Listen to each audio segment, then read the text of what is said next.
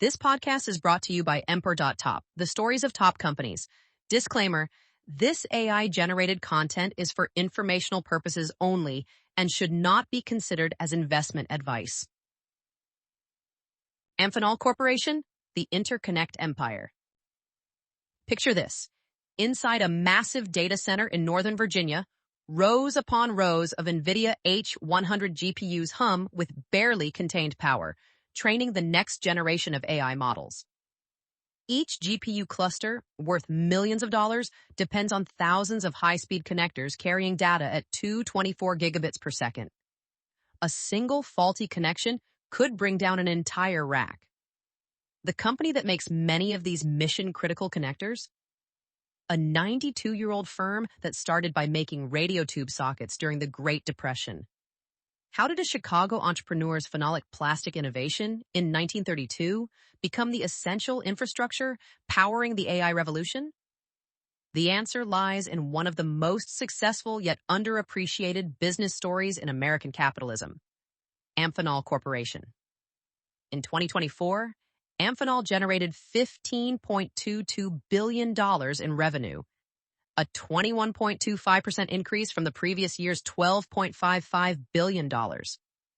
Earnings reached $2.42 billion, up 25.73%.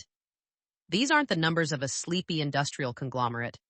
They're the metrics of a company experiencing hypergrowth at near-century age, riding every major technology wave while most investors barely notice. Walk through your day, and you're surrounded by Amphenol products, though you'll never see their logo. The lightning connector in your iPhone? Often Amphenol. The wiring harness in your Tesla? Amphenol. The tactical communication system in an F-35 fighter jet? Amphenol. The fiber optic cables bringing 5G to your neighborhood? Probably Amphenol. The company has achieved something remarkable: complete ubiquity with near-total invisibility.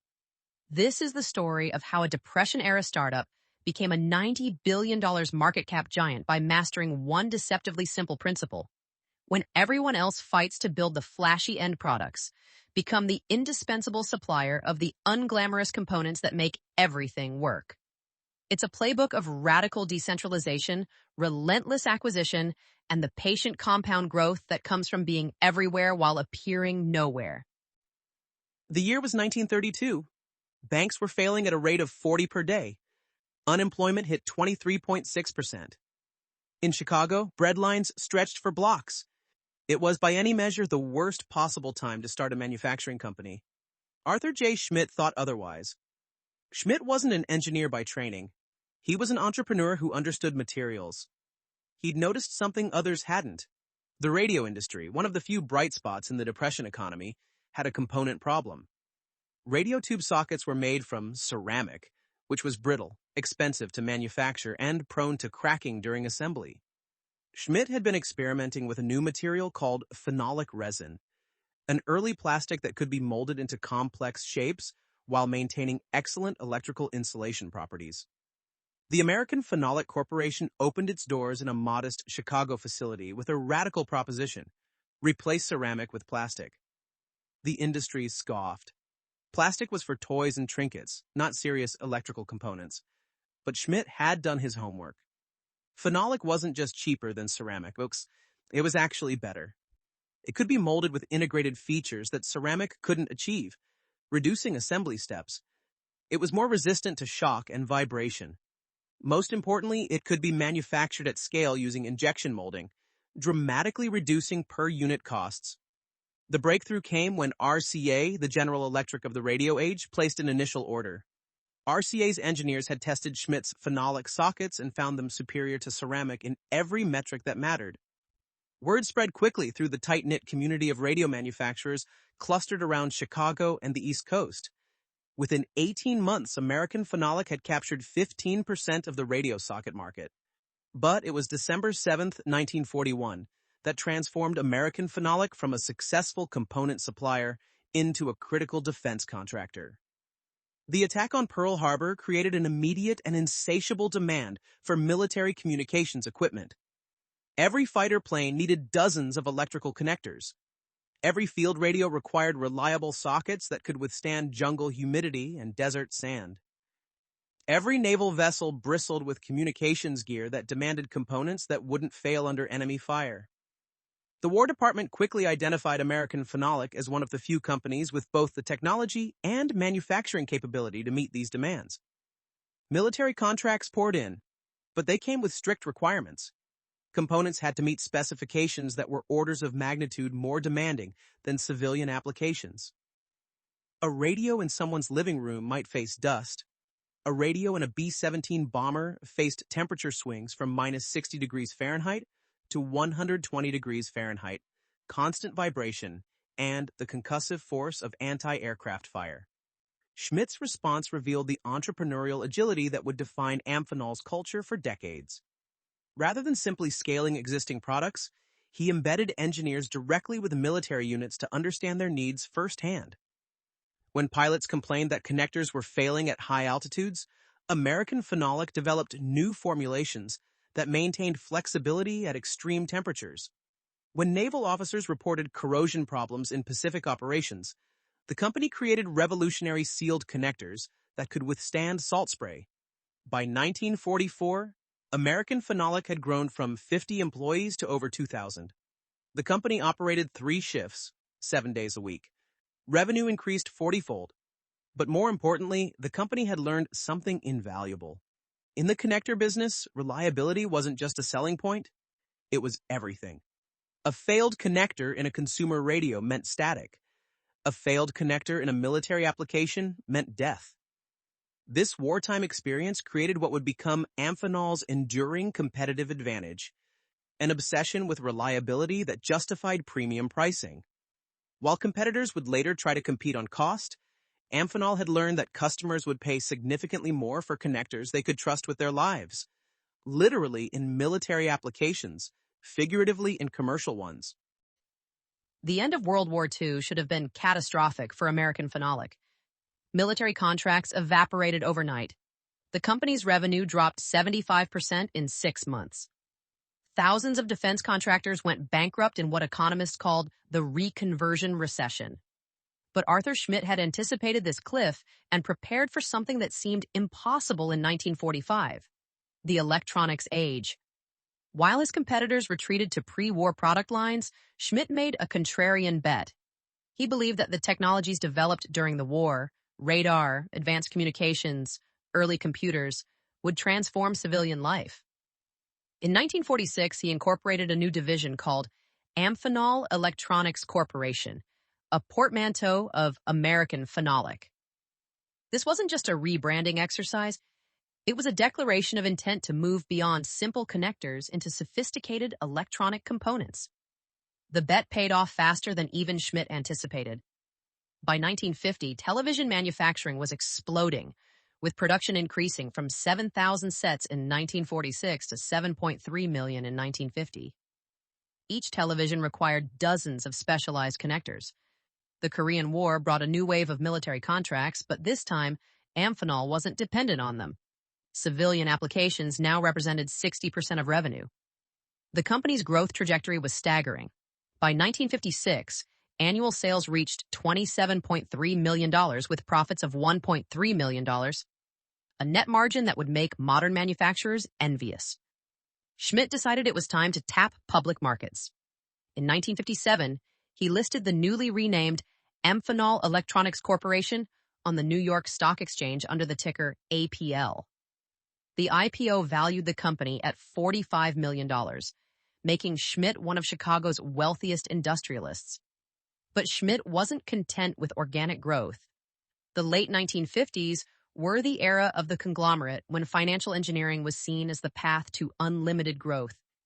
In 1958, Amphenol merged with GW Borg Corporation, creating Amphenol Borg Corporation. The logic seemed sound. Borg brought automotive components and mechanical systems that complemented Amphenol's electronic expertise. The combined company would be a one-stop shop for the increasingly electronic automobile. The merger revealed a fundamental tension that would plague Amphenol for the next decade. Borg's culture was traditional Midwest manufacturing, hierarchical, process-driven, focused on cost reduction.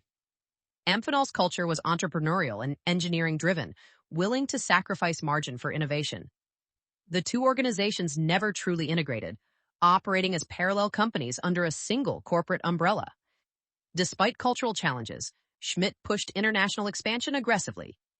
By 1964, Amphenol Borg had established joint ventures in Japan with Daiichi Electric and in India with the Birla Group.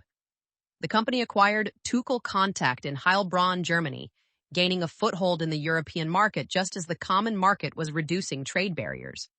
Most strategically, Amphenol acquired Cadre Industries in Endicott, New York, a coup that made Amphenol a major supplier to IBM just as the computer giant was launching System 360, the product line that would define enterprise computing for a generation.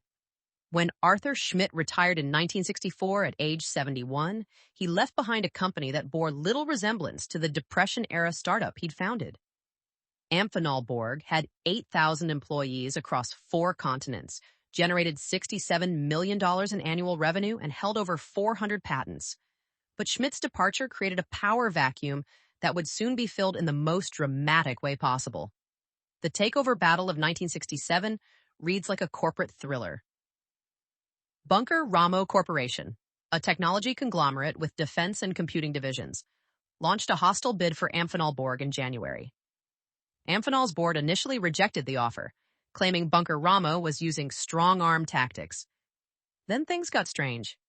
In March, Amphenol executives discovered listening devices in the boardroom. Private investigators traced the bugs to operatives allegedly connected to Bunker Ramo, though the company denied involvement. The scandal exploded across the business press. The SEC launched an investigation. The FBI got involved. Amphenol's stock price gyrated wildly as investors tried to parse rumor from fact. Behind the scenes, a different dynamic was playing out. Amphenol's board, exhausted by months of fighting and concerned about lawsuits from shareholders, began to see merit in Bunker Ramo's offer. The defense contractor was offering a 40% premium and promised to maintain Amphenol's autonomy. In September 1967, the board capitulated. Bunker Ramo acquired Amphenol Borg for $127 million, nearly triple its IPO valuation a decade earlier. The bugging scandal was quietly settled out of court. Arthur Schmidt, watching from retirement, reportedly told friends he was heartbroken to see his company lose its independence. He had no idea how much worse things would get. The marriage between Bunker Ramo and Amphenol was doomed from the start. Bunker Ramo CEO Simon Ramo, the Ramo in the company name and co-founder of aerospace giant TRW, was a brilliant engineer but a disaster as a conglomerate manager. He believed that synergies between Amphenol's connectors and Bunker Ramo's defense electronics would create a vertically integrated powerhouse. Instead, he created a bureaucratic nightmare. Within months, Amphenol's entrepreneurial culture began to suffocate under layers of corporate oversight. Every product decision required approval from Bunker Ramo headquarters in Canoga Park, California. Pricing changes needed 3 signatures. New product development, which had always been Amphenol's lifeblood, slowed to a crawl as engineers spent more time writing justification memos than designing connectors. The market noticed. Between 1968 and 1973, Amphenol's market share in commercial connectors dropped from 18% to 12%. Competitors like AMP Incorporated and Molex, still independent and agile, grabbed share by being faster to market with new designs. The company that had pioneered phenolic connectors was now a laggard in adopting new materials like advanced thermoplastics.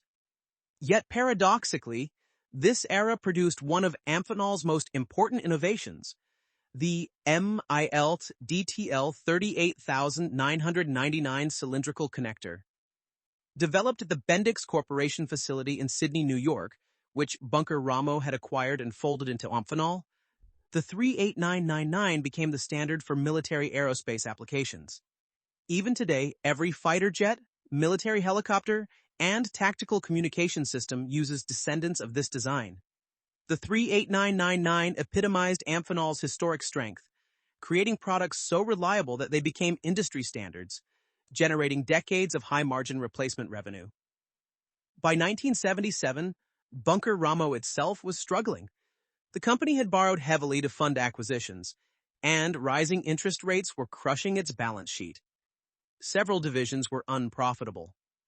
The board began shopping for a buyer, eventually finding one in Allied Chemical Corporation, which acquired Bunker Ramo in 1981 for $340 million. Barely more than inflation-adjusted terms than Bunker Ramo had paid for Amphenol alone. Allied Chemical, soon to rebrand as Allied Signal after merging with Signal companies, was everything wrong with 1980s American industrial management. The conglomerate owned everything from automotive parts to specialty chemicals to aerospace components. Amphenol became a tiny division within a $12 billion behemoth, competing for capital with dozens of other businesses that management barely understood. The stagnation was profound. Between 1981 and 1987, Amphenol's revenue grew just 2% annually, below inflation. R&D spending was slashed to boost short-term earnings. The company's best engineers left for competitors or startups. Quality problems began to emerge as Allied Signal pushed cost reduction over reliability. Military customers complained about rising defect rates. IBM threatened to find alternative suppliers. By 1986, Allied Signal's CEO Ed Hennessy had seen enough. Hennessy, who would later become one of the most successful industrial CEOs of his generation, was ruthlessly focused on return on invested capital. Amphenol's ROIC had declined to 8%, below Allied Signal's cost of capital. The division was consuming resources that could be better deployed elsewhere. Hennessy ordered his investment bankers to find a buyer. What happened next would transform Amphenol from a stumbling corporate orphan into one of the most successful industrial companies of the modern era. The buyer wasn't another conglomerate or a competitor. It was a small family investment firm from Connecticut that nobody in the connector industry had heard of. Their plan wasn't to integrate Amphenol into something larger. It was to blow it apart into something radically different. Larry DeGeorge didn't look like a corporate revolutionary. Short, soft-spoken, with the demeanor of an accountant rather than a CEO, he'd spent his career in the unglamorous corners of industrial America. But DeGeorge had developed a theory about what was wrong with American manufacturing, and Amphenol would be his laboratory to prove it. In 1987, DeGeorge's family investment vehicle, LPL Investment Group, acquired Amphenol from Allied Signal for $425 million in a leveraged buyout. The price seemed insane. Amphenol was generating just $35 million in EBITDA, implying a multiple over 12x. The debt load was crushing. $380 million borrowed at rates approaching 14%. Industry observers predicted bankruptcy within 18 months. DeGeorge's first day as CEO became corporate legend. He arrived at Amphenol's palatial headquarters in Lisle, Illinois, a gleaming office complex with marble lobbies, executive dining rooms, and a corporate jet hangar. By noon, he'd fired the entire senior management team except for 2 executives. By week's end, he'd terminated 80% of corporate staff. Within a month, the Lisle headquarters was on the market, and DeGeorge had moved remaining functions to a modest industrial building in Wallingford, Connecticut. But the real revolution wasn't cost-cutting. It was organizational. DeGeorge believed that traditional corporate structures were fundamentally broken. In his view, layers of management didn't add value. They destroyed it by slowing decision-making and diffusing accountability. His solution was radical. Eliminate the concept of corporate entirely. DeGeorge divided Amphenol into 102 separate profit centers, each run by a general manager with complete P&L responsibility. These weren't divisions or business units in the traditional sense. They were essentially independent companies that happened to share ownership. Each GM could set prices, hire and fire, choose suppliers, and develop products without asking permission from anyone. The only requirements? Meet your financial targets and don't damage the Amphenol brand. The compensation system was equally radical. GMs received modest base salaries but could earn bonuses up to 300% based on their unit's performance. Miss your targets? Your bonus was 0. Exceed them? You could earn more than the CEO. DeGeorge himself took a salary of just $200,000, less than many of his general managers earned with bonuses. The cultural transformation was immediate and profound. One GM recalled the first manager's meeting under DeGeorge.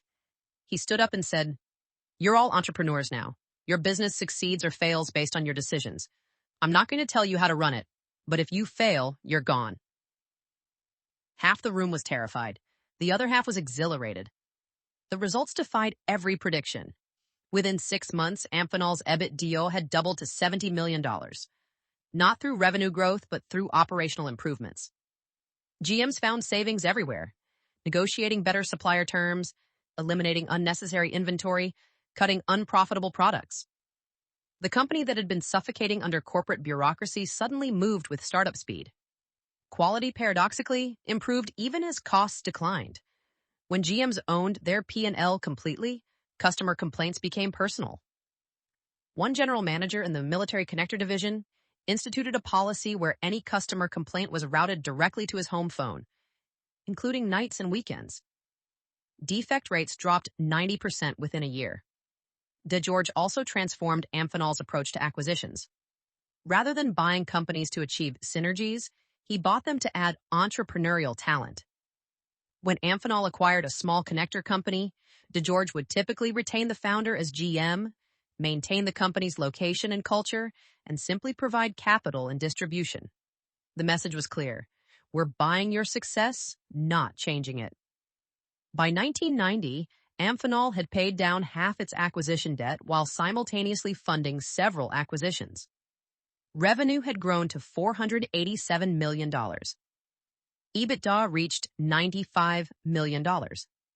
The company that observers had written off as a leveraged buyout casualty was generating cash flow that would make investment bankers jealous. But DeGeorge knew that to achieve his ultimate vision, making Amphenol a multi-billion-dollar company, he needed public market capital. In 1991, 4 years after the buyout, Amphenol returned to the New York Stock Exchange. The IPO priced at $15 per share, valuing the company at $875 million. LPL Investment Group's $45 million equity investment was now worth $400 million, a 9x return in 4 years. The offering prospectus contained a line that would define Amphenol for the next 3 decades. The company believes that its entrepreneurial management system is a significant competitive advantage. Wall Street was skeptical. How could a company with over 100 quasi-independent business units maintain control? How could corporate strategy exist without corporate staff? The questions would be answered over the coming decades as Amphenol embarked on one of the most successful acquisition sprees in industrial history. The 1991 IPO roadshow was a disaster, at least by conventional standards. When institutional investors asked DeGeorge about Amphenol's strategic vision, he responded with his standard line: "We make connectors. We'll make more connectors. We'll buy companies that make connectors." When pressed for details about market segmentation, competitive positioning, or 5-year plans, DeGeorge would shrug. "Our general managers figure that out. I just count the money." Yet something about this radical honesty resonated. The stock, priced at $15, opened at $18 and never looked back. Within 6 months, it had doubled. The company that Wall Street analysts couldn't quite categorize was delivering something they understood perfectly: consistent earnings growth and expanding margins. The early 1990s brought an unexpected gift: the cable TV revolution. Cable operators were racing to upgrade their networks from coaxial to hybrid fiber coaxial systems, enabling hundreds of channels and early broadband internet. Every mile of upgraded cable required dozens of connectors. Amphenol's Times fiber communication subsidiary, acquired in 1993 for $285 million, became the gold standard for cable TV infrastructure. The Times fiber acquisition demonstrated DeGeorge's evolved playbook. Rather than integrate the company into Amphenol's existing operations, he kept it completely separate, maintaining its Wallingford, Connecticut headquarters just 10 miles from Amphenol's own base. The Times fiber management team retained their titles, compensation structure, and company culture. The only visible change was access to Amphenol's balance sheet for growth investment. By 1996, Amphenol had completed 15 acquisitions, adding $400 million in revenue while maintaining EBITDA margins above 20%. The company's market cap exceeded $2 billion. DeGeorge, now 65, began thinking about succession and liquidity for LPL Investment Group's remaining stake. When Kohlberg Kravis Roberts came calling in late 1996, he was ready to listen. The KKR deal, announced in January 1997, valued Amphenol at $1.2 billion, $26 per share. Some shareholders sued, claiming the company was being undervalued in what was clearly a trough in the electronics cycle. They had a point. The Asian financial crisis had crushed demand. The telecom sector was struggling, and Amphenol's stock had declined 30% from its 1996 peak. But DeGeorge saw something others didn't. KKR wasn't just bringing capital. They were bringing Henry Kravis's relationships and global reach. The KKR era would prove transformative, though not in ways anyone expected. Rather than loading Amphenol with debt and stripping assets, the stereotypical LBO playbook, KKR took a different approach. They recognized that Amphenol's decentralized model was perfectly suited for roll-up acquisitions in the fragmented connector industry. Instead of financial engineering, they provided strategic support for operational expansion. Martin Loeffler, the KKR partner overseeing Amphenol, pushed the company into new geographic markets. Between 1997 and 1999, Amphenol acquired connector companies in Japan, South Korea, and Taiwan, markets where American companies had historically struggled. The key was maintaining DeGeorge's philosophy. Keep local management, preserve local relationships, just provide capital and distribution. Then came the dot-com boom, and Amphenol was perfectly positioned.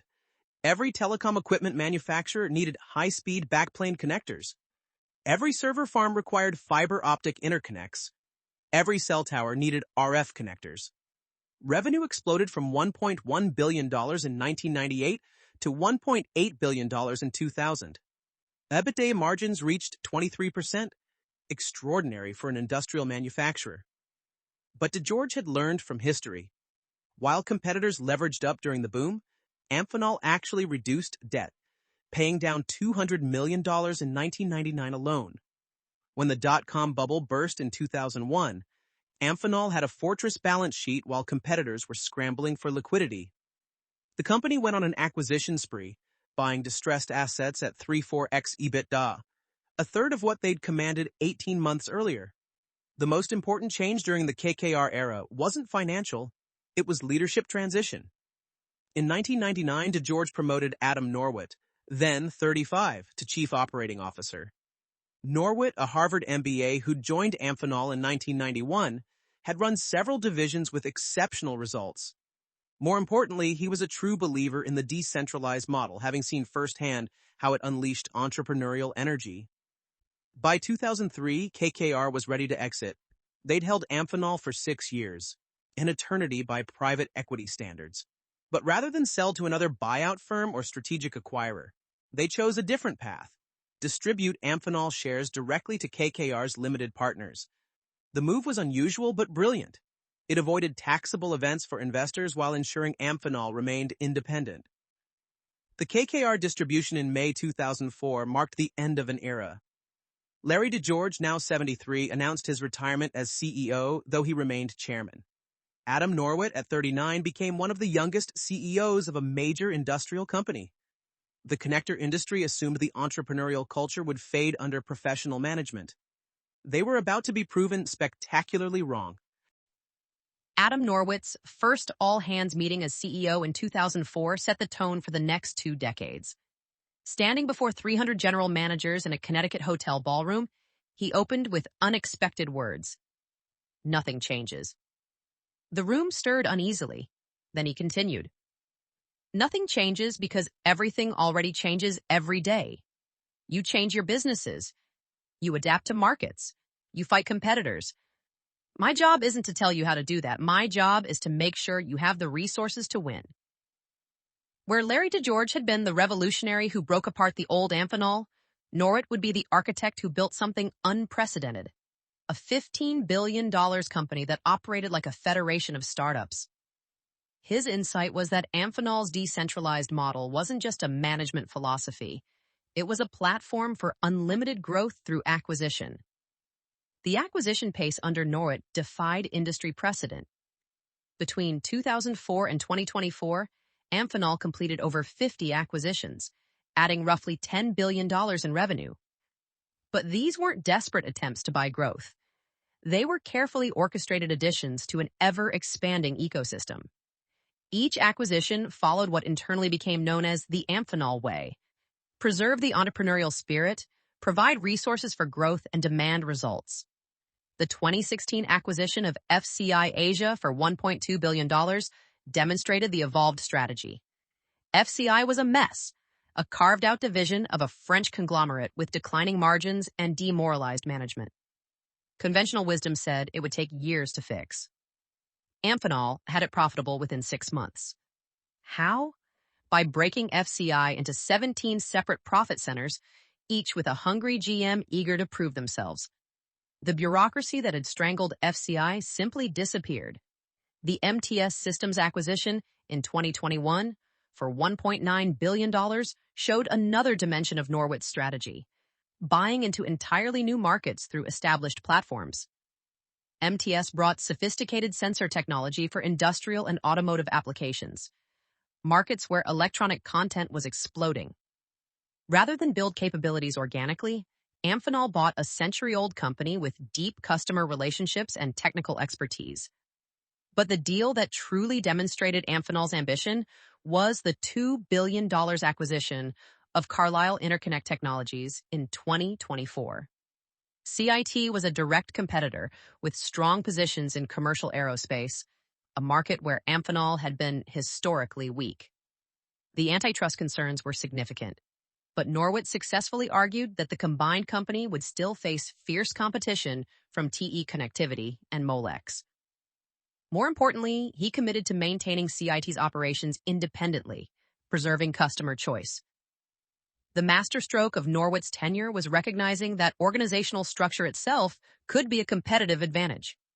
In 2019, he reorganized Amphenol's reporting into 3 segments: harsh environment, military aerospace, industrial, communications, telecom, data center, mobile, and interconnect and sensor systems, automotive, IoT, medical. This wasn't corporate centralization. Each segment contained dozens of independent profit centers. Instead, it was a recognition that investors needed a framework to understand Amphenol's increasingly diverse portfolio. The cultural elements that DeGeorge instituted not only survived, but evolved under Norwitt. The company still had no corporate marketing department, no centralized R&D, no strategic planning function. When a journalist asked Norwitt in 2020 how Amphenol coordinated product development across divisions, he responded, "We don't. If 2 divisions develop competing products, may the best product win. Internal competition is healthy." This approach produced unexpected innovations.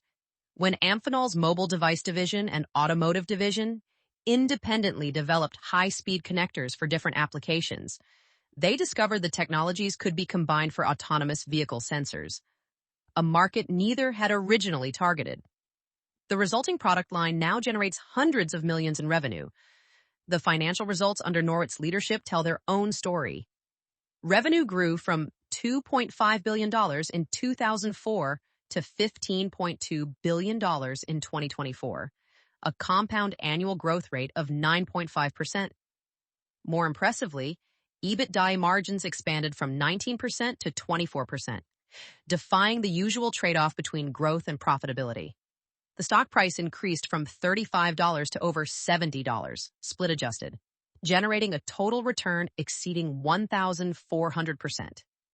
Yet perhaps Norwitt's greatest achievement was preparing Amphenol for the AI revolution before anyone knew it was coming. Starting in 2015, he pushed aggressive investment in high-speed interconnect technology, even as investors questioned the capital allocation. "Data will need to move faster," he said simply. "We'll be ready." By 2024, when every tech company was scrambling for AI infrastructure, Amphenol had 7 years of development already complete. The scene at Amphenol's 2024 Investor Day was electric, unusual for a connector company presentation. CEO Richard R. Adam Norwitt, who succeeded his father Adam in 2023, stood before a room of analysts and demonstrated something remarkable. A single AI training cluster requiring over 50,000 individual connectors, each precisely manufactured to tolerances measured in microns, carrying data at speeds that would have seemed physically impossible just 5 years earlier. The complexity of AI systems is our opportunity, Norwitt explained, his tone measured but confident. Every increase in model parameters, every advance in chip architecture, every improvement in training speed, they all require more sophisticated interconnects. We're not selling commodities anymore. We're selling the nervous system of artificial intelligence. The numbers backed up the rhetoric. In the fourth quarter of 2024, Amphenol reported sales of $4.3 billion, up 30% year over year and 20% organically.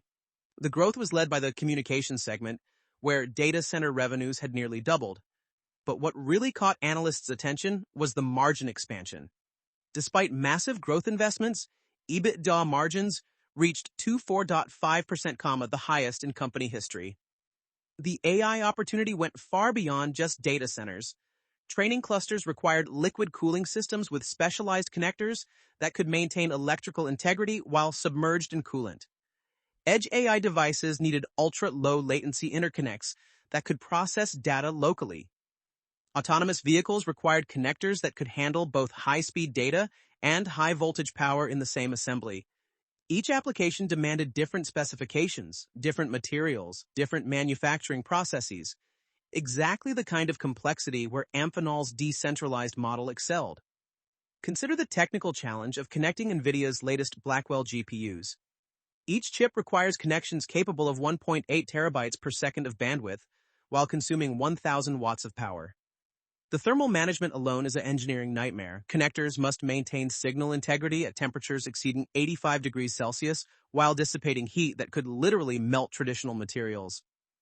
Amphenol's solution involved a proprietary copper graphene composite that conducted heat away from critical junctions while maintaining electrical performance. The competitive landscape in 2024 looked different than previous technology cycles.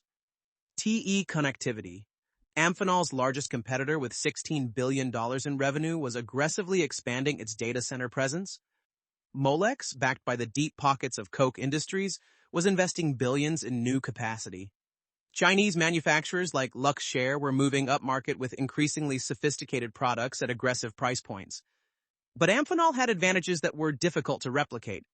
The company's 200-plus acquisitions had created a portfolio of technologies that could be mixed and matched for custom solutions.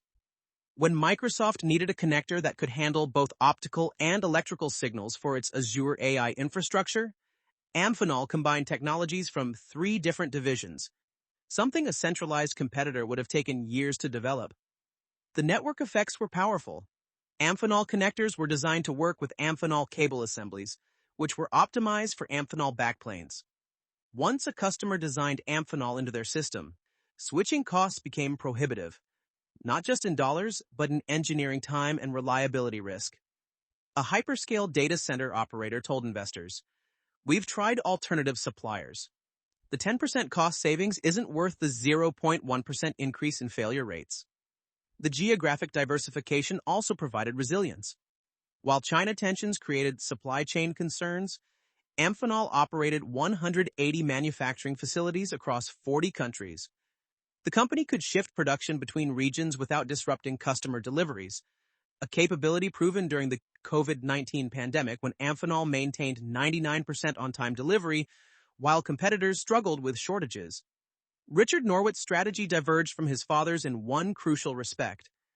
He was willing to discuss long-term vision. "We're entering an era where everything becomes intelligent," he told investors. "Every device, every vehicle, every building will require sophisticated interconnects. Our addressable market isn't growing. It's exploding." Analysts estimated that the total addressable market for interconnect solutions would reach $200 billion by 2030, up from $95 billion in 2024. The company's position in mobile devices, often overlooked given the AI excitement, remained a cash cow. Despite smartphone market maturation, the shift to 5G and increasing camera complexity drove content growth. The average iPhone contained $812 of Amphenol components in 2024, up from $3.5 a decade earlier. With Apple selling 230 million iPhones annually, this boring business generated predictable high-margin revenue that funded growth investments. But the real opportunity lay in what Norwitt called the convergence. AI, 5G, electric vehicles, and IoT weren't separate trends. They were interconnected revolutions that all required sophisticated connectors. An autonomous vehicle was essentially a data center on wheels. A 5G base station was an edge AI node. A smart factory was a massive IoT deployment. Each convergence point multiplied Amphenol's opportunity. The Amphenol playbook seems almost insultingly simple when written down. Buy good companies, leave them alone, demand results. Yet for 40 years, competitors have tried to copy it and failed. The magic isn't in the strategy. It's in the execution details that create a self-reinforcing system nearly impossible to replicate. Start with radical decentralization. Most companies talk about empowerment but maintain approval chains that stretch to corporate headquarters. At Amphenol, a general manager can commit $10 million in capital expenditure without asking anyone. They can hire 50 engineers or fire their entire sales team. They can pursue a new market or abandon an existing one.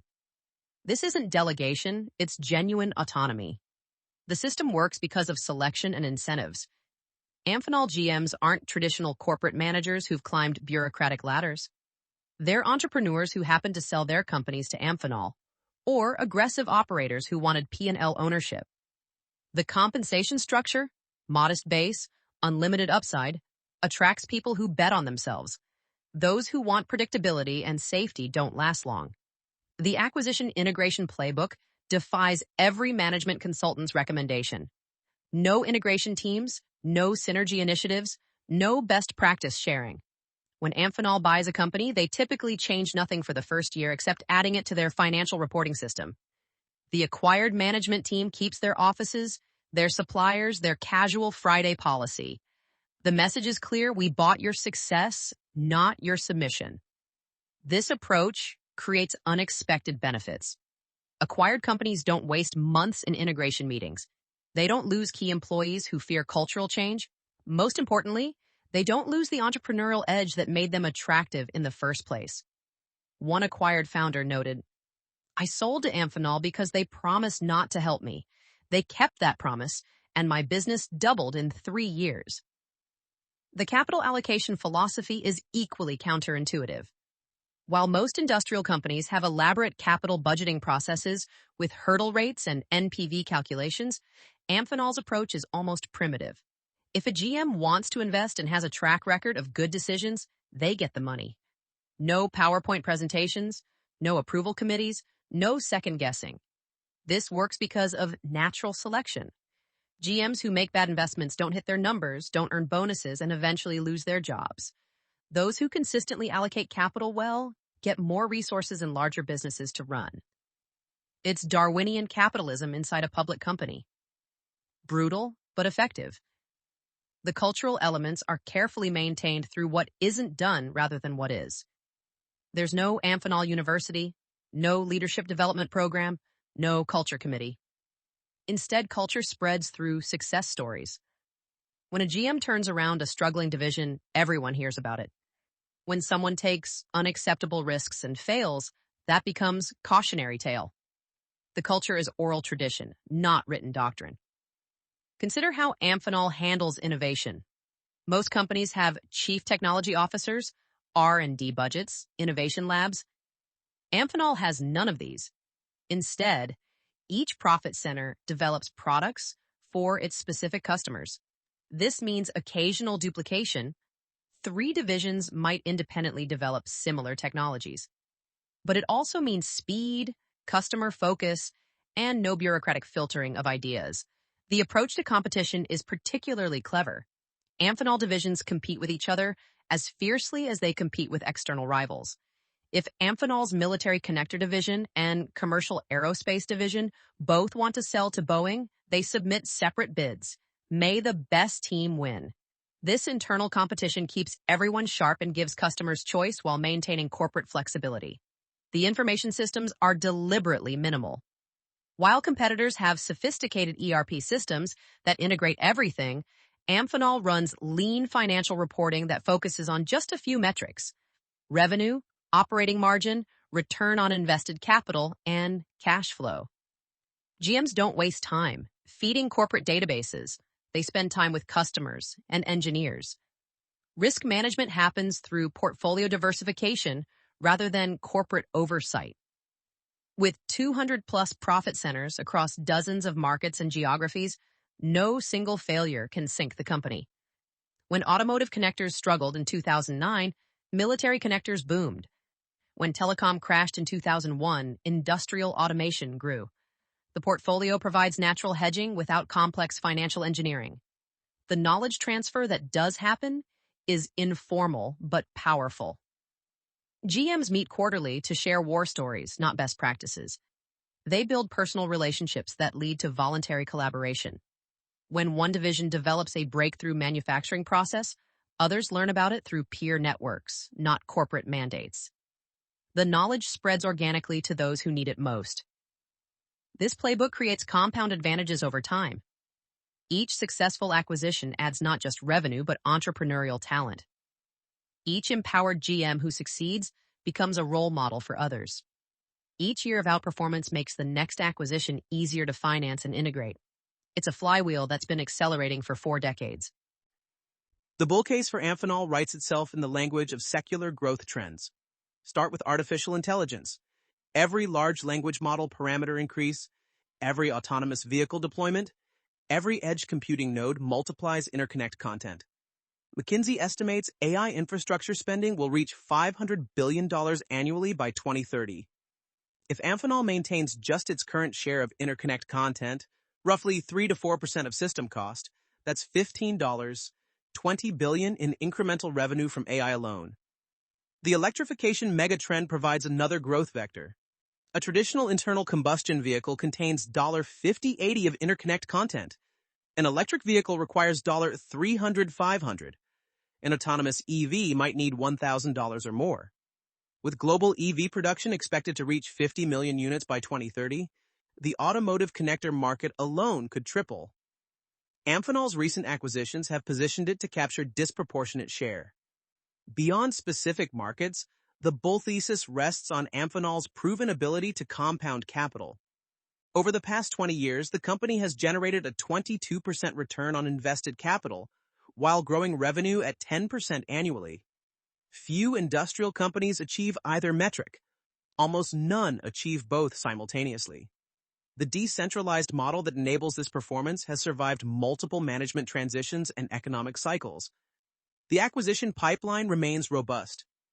The interconnect industry includes thousands of small, family-owned companies with aging founders and no succession plans. Amphenol's reputation as a buyer who preserves culture makes it the preferred acquirer.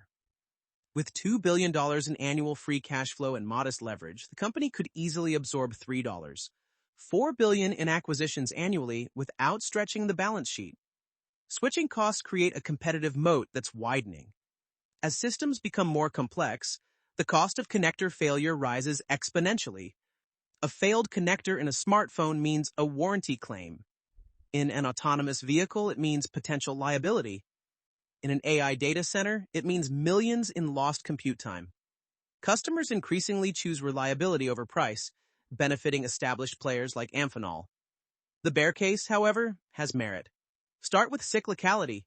Despite diversification, Amphenol still generates 25% of revenue from automotive and industrial markets that move with GDP. The 2008 financial crisis saw revenue decline 25% peak to trough. While the company remained profitable, the stock fell 60%.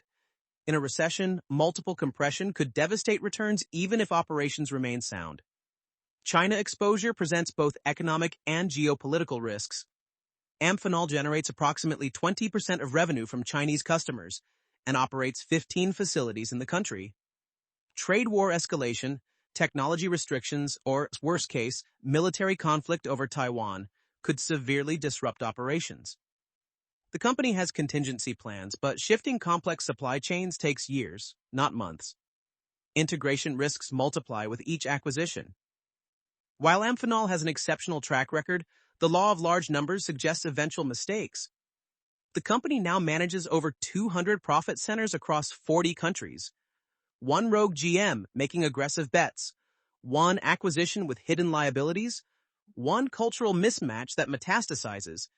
Any could damage the delicate ecosystem that enables decentralized success. Competition from Asian manufacturers intensifies annually.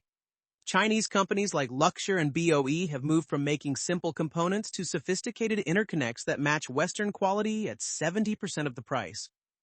They're backed by government subsidies, willing to accept lower margins, and increasingly innovative. Amphenol's premium pricing depends on technology advantages that might erode. The technology transition risk is real but subtle. Today's copper-based connectors might become obsolete if optical or wireless technologies advance faster than expected. Silicon photonics could eliminate traditional interconnects in data centers. Wireless power could reduce automotive connector content. While Amphenol invests in next-generation technologies, disruptive change could strand billions in existing assets. Valuation metrics suggest the market is already pricing in significant growth. At $90 billion market cap, Amphenol trades at 26x forward earnings and 18x EBITDA. Premiums to historical averages and to peers like TE Connectivity, 22x earnings, and Corning, 18x earnings. The stock has outperformed the S&P 500 by 400% over the past decade. Mean reversion alone could drive underperformance even if operations remain strong. The free cash flow yield of 2.8% seems modest for an industrial company, especially given rising risk-free rates. While quality justifies some premium, investors can find similar yields in treasury bonds without operating risk. The dividend yield of 0.8% provides minimal cushion in a downturn. Management succession poses medium-term uncertainty. Richard Norwood has performed well in his first year as CEO, but he lacks his father's decades of experience. The decentralized model depends heavily on cultural continuity. A new leader who tries to impose more structure could destroy what makes Amphenol special. The balance between these cases likely depends on one's view of technological progress. If AI, electrification, and IoT develop as projected, Amphenol's content growth could overcome cyclical and competitive pressures. If these trends disappoint or develop differently than expected, the company's premium valuation could quickly reverse. The stock is essentially a leveraged bet on complexity, appropriate for those who believe the world becomes more interconnected, risky for those who don't. The Amphenol story offers a masterclass in building power. Not the Porter's 5 forces kind taught in business schools, but the deeper, more durable power that compounds over decades. It's the story of how to build switching costs so subtle that customers don't realize they're locked in until it's too late to leave. Consider the MIL DTL 38999 connector standard that Amphenol developed for military applications. On paper, it's an open standard that any manufacturer can produce. In practice, Amphenol's 4-decade head start means they understand every quirk, every edge case, every integration challenge. Competitors can make connectors that meet the spec, but only Amphenol can guarantee they'll work in that specific helicopter vibration profile or that particular submarine pressure scenario. The switching cost isn't price, it's existential risk. This pattern repeats across hundreds of niche markets. Amphenol doesn't dominate the connector industry. It dominates thousands of micro markets where being second best means being worthless. The company's 200-plus profit centers aren't just organizational units. They're 200-plus small monopolies, each protecting its position through specialized knowledge that would take competitors years to replicate. The lesson for founders is counterintuitive. Instead of building one large moat, build thousands of small ones. Each might be crossable, but collectively they create an impenetrable defense. A competitor might match Amphenol in automotive connectors or military aerospace, but matching them everywhere simultaneously is practically impossible. The decentralized structure itself becomes a source of power. When competitors try to take share, they face not one Amphenol, but dozens of independent fighters, each intimately familiar with their specific battlefield. It's guerrilla warfare versus conventional armies. The guerrillas usually win. The capital allocation approach teaches another crucial lesson. Sometimes the best strategy is having no strategy. Amphenol doesn't have 5-year plans or strategic initiatives. It has a simple heuristic. Buy good companies, empower good people, compound returns. This lack of grand strategy becomes its own advantage. The company can pivot instantly to wherever opportunity emerges. Consider how this played out in the AI revolution. Amphenol didn't have an AI strategy in 2015, but 7 different divisions were independently developing high-speed interconnects for their specific markets. When AI demand exploded, these technologies could be quickly combined and scaled. A centralized company would have needed years of planning to achieve what Amphenol accomplished through parallel evolution. The cultural elements reveal perhaps the most important lesson. Culture scales if you design it to be self-replicating rather than centrally maintained. Amphenol doesn't teach its culture. It selects for people who already embody it. The compensation system, the autonomy, the brutal accountability, these attract entrepreneurs and repel bureaucrats. The culture maintains itself through natural selection. The acquisition strategy demonstrates how to use M&A as a talent acquisition vehicle disguised as revenue growth. When Amphenol buys a company, it's really buying the founder who will run that division for the next decade. The financial returns are almost secondary to the human capital returns. Over time, this creates a network effect. The best connector entrepreneurs want to sell to Amphenol because that's where other great entrepreneurs are. The paradox of centralized strategy with decentralized execution offers a framework for scaling without sclerosis. Adam and Richard Norwitt make big decisions. Which companies to acquire, how much debt to carry, when to return capital to shareholders. Everything else happens at the edges. This isn't delegation.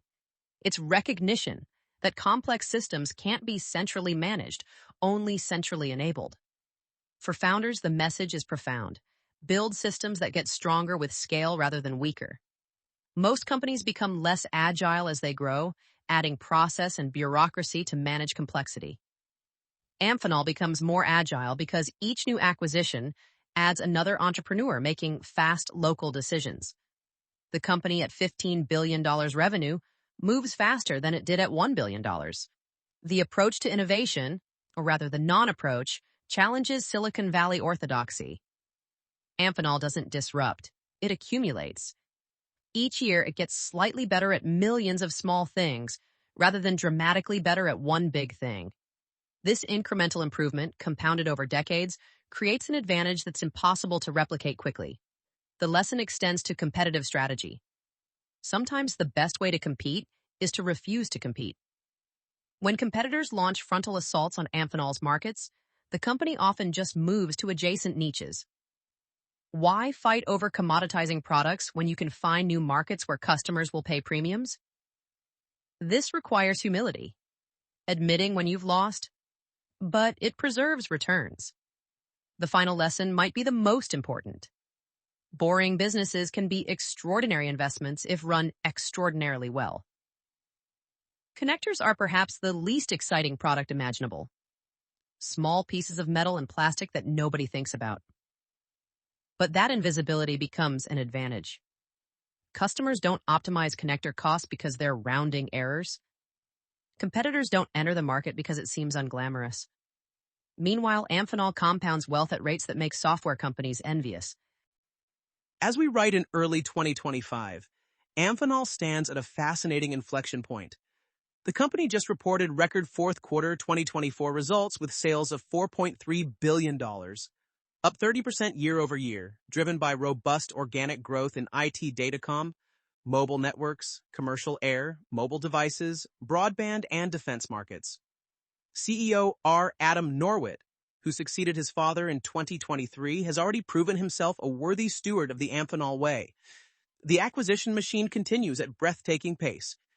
In early 2025, Amphenol completed the acquisition of CommScope's Outdoor Wireless Networks, OWN, and Distributed Antenna Systems, DS, businesses, bringing nearly 4,000 talented employees to the Amphenol family.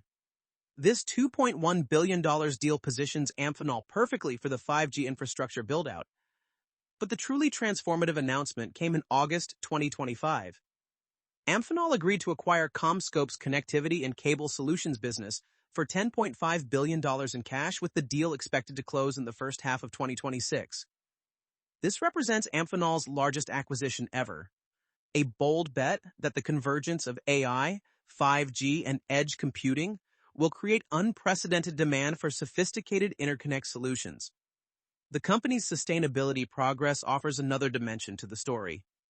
Amphenol reduced its revenue-normalized Scope 1 and 2 greenhouse gas emissions by 34% versus 2021 levels, well ahead of goal and 1 year ahead of schedule, and is now establishing its first absolute GHG reduction target. This isn't greenwashing.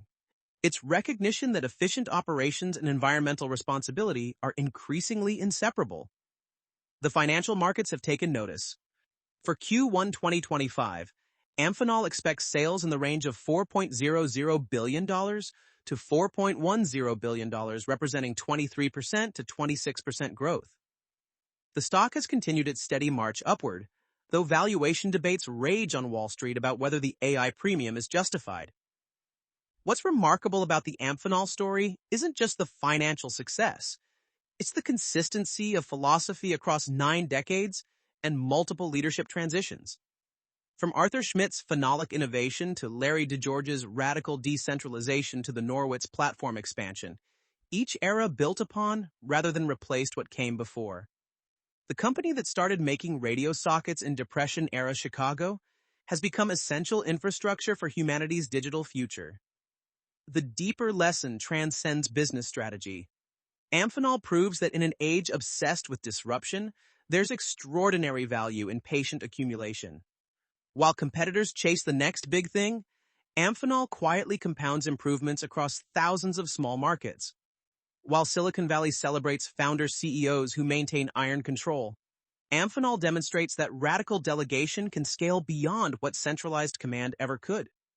As artificial intelligence reshapes the global economy, as vehicles become autonomous, as computing moves to the edge, one truth remains constant. It all needs to connect. Every breakthrough requires increasingly sophisticated interconnects. Every innovation multiplies complexity. And complexity, as Richard Norwitt reminds investors, is Amphenol's opportunity. The company enters its 10th decade with the same entrepreneurial energy it had in its first. 200 profit centers operate with startup agility. Thousands of general managers wake up thinking like owners. Millions of connectors flow through factories from Wallingford to Shenzhen to Bangalore, each one a small monopoly in its specific application. Critics worry about the CommScope integration, Chinese competition, and technology transitions. They're right to worry. These are real risks.